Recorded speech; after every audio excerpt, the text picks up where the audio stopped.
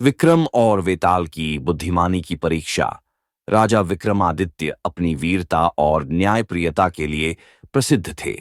वे हर रात शमशान घाट में जाकर पेड़ पर लटके वेताल को पकड़कर अपने साथ ले जाने का प्रयास करते थे। लेकिन हर बार वेताल उन्हें एक नई पहेली सुना देता। अगर राजा उत्तर दे देते तो वेताल उड़कर वापस चला जाता। एक रात की बात, उस रात जब राजा विक्रमादित्य वेताल को पकड़कर ले जा रहे थे, तब वेताल ने एक नई कहानी सुनानी शुरू की। कहानी। कांची राज्य में राजा चंद्रसेन राज करते थे। उनकी बेटी इंदुमती सुंदर और बुद्धिमान थी। राजा चाहते थे कि उसकी शादी किसी योग्य राजकुमार से हो, इसलिए उन्होंने एक स्वयंवर आयोजित किया। स्वयंवर में कई राजा और राजकुमार आए। उनमें 3 राजकुमार विशेष थे। अर्जुन सेन बलशाली योद्धा, जिसने कई युद्ध जीते थे। धनराज धनी राजकुमार, जिसके पास अपार संपत्ति थी। विद्यानंद ज्ञानी राजकुमार, जो वेद पुराणों का विशेषज्ञ था।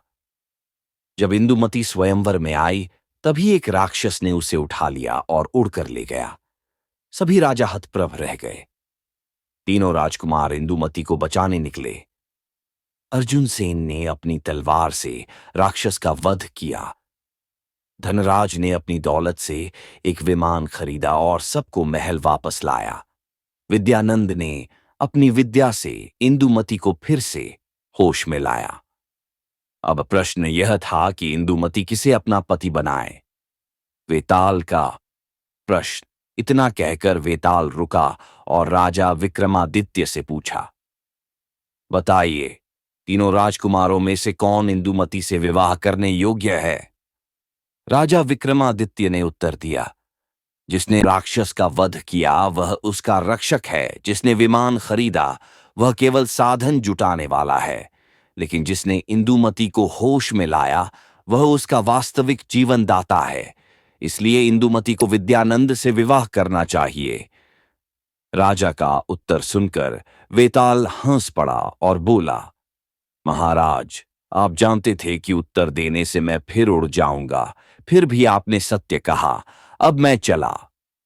यह कहकर वेताल फिर से उड़कर पेड़ पर जा लटका और राजा विक्रमादित्य को उसे फिर से पकड़ने के लिए वापस जाना पड़ा।